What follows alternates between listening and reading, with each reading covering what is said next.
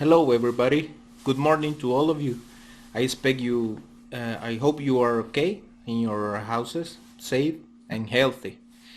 To me, is a pleasure to speak about the book that I select this unit. The book is Utopia from Tomás Moro. It was written 500 years ago in the 16th century. I believe the book is still relevant nowadays. The book it have interesting political positions and social positions that we recognize as an ideas from another modern authors, but actually this book is like in the middle of of these political ideas. We have the I recognize ideas from the ancient Greeks, from the philosophy of Greeks, and I also recognize ideas from Marx that he took from this book. Um, so I believe it's important. And if you like the politics, the history of the develop of the political elements and philosophy, you will like this book. So the structure of the book is made in two parts. The first part, it will give us the context of the of that age, the 16th century in Europe. Specifically, the book describes in this part England, and this first part it also gives us the description of the three main characters who will develop a dialogue during the whole book and expressing their ideas and beliefs. So the first part is not my favorite part, but I know it's relevant. It's important because then, therefore, we will find and we will be able to compare what is utopia with the European society that we receive the description in the first part. Let me introduce the most important characters. We have Tomás Moro, that is the writer and also a character of the story, Peter Gills and Raphael Hillody. Peter Gills is a friend of Tomás Moro, and he introduced Raphael Hillody to him. So it is important because each of them have a different point of view of politics and a different point of view of beliefs. But to me, the most important character is Raphael Hillody because he is the wise man, and he will describe in detail what utopia is. This will be in the second part. During this first part, we also have a dialogue about Raphael should do with all this knowledge, this new knowledge, different knowledge that Tomás Moro and Peter recognize as something good, different, and something that it possibly could be retaken in the European society to improve it. But Raphael refuses to give his services to another king, to a European king, because he believes that this society is not yet prepared for this idealistic and so different um, way to see the social and political life. The second part of the book is the most important, and that I actually the my my favorite part of the book, because it will describe in detail what utopia is. Uh, the some things, some elements like the geographical.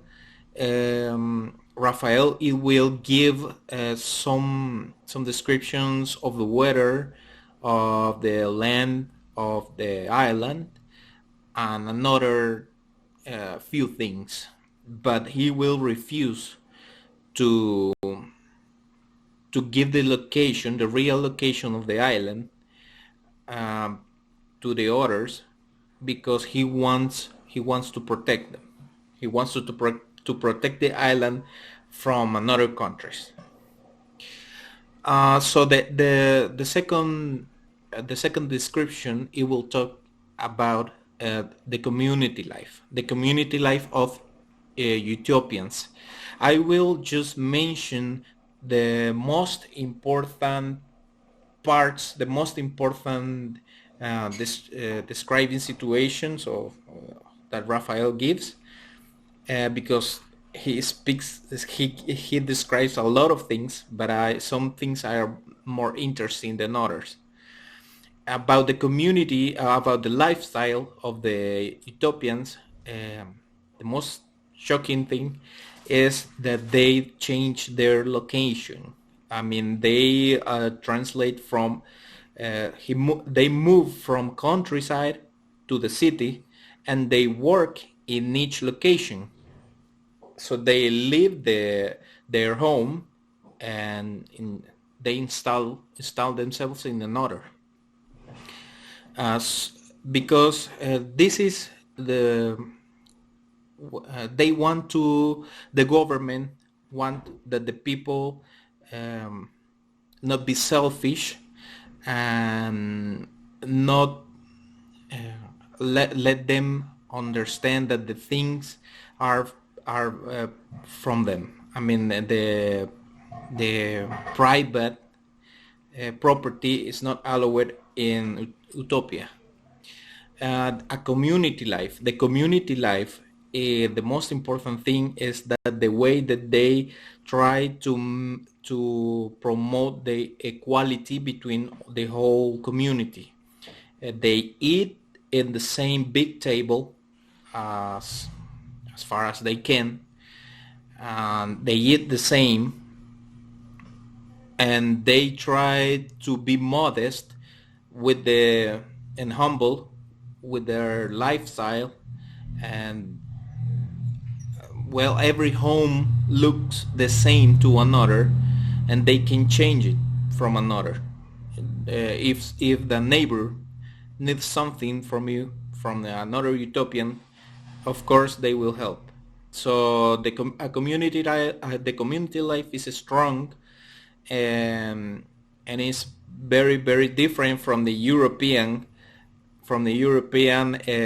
reality in that moment. Then we have the political distribution of power. The power is very important because it talks about the government. And utopians believe in democracy, but also mixed with aristocracy. I mean, not all the people can vote.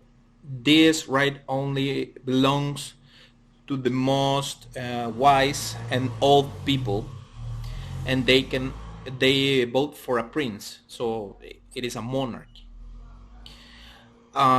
It is important to mention the economic part of the utopians. This is very important because they focus on trade and productivity. I mean, they have no property. They have to exchange everything, and they go to them if they need something for their homes, or to eat or to build something, they will go to the market and just take it. And they work 6 hours per day, and it all is focused on productivity. So they have to work fast and for the community, for the commonwealth. If they have gold and silver, they earn gold and silver, is they only save it for the government, to help the government in a war, or if they can trade with another country, they will need gold and silver. But inside the community, the money, it do not exist. The education and learning purposes. The most important element in the education is philosophy. They believe that philosophy is the most important thing, but they also are they also learn empirical things, how to do, how to work. The religion is very important because even Raphael transformed some people to Christians, so it's open. It doesn't matter if they have a lot of religions inside Utopia. So this is a different way to see to live, because in Europe the Christianity was the most important religion. As a conclusion, the second part of the book ends with giving a comparing the European and the Utopian, and Raphael says that some of the lifestyle elements of Utopian could be useful in Europe, but Europe is not prepared yet.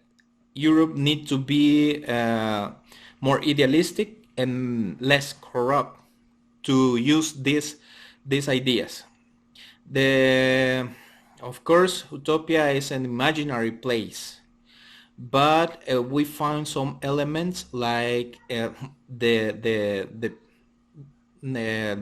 no property, the solidarity in the community, and we recognize these elements in communism and socialism and nowadays, but this was 500 years ago. So Utopia is very interesting book, and I will recommend you this book if you like politics. Thank you to all of you for your attention, and goodbye.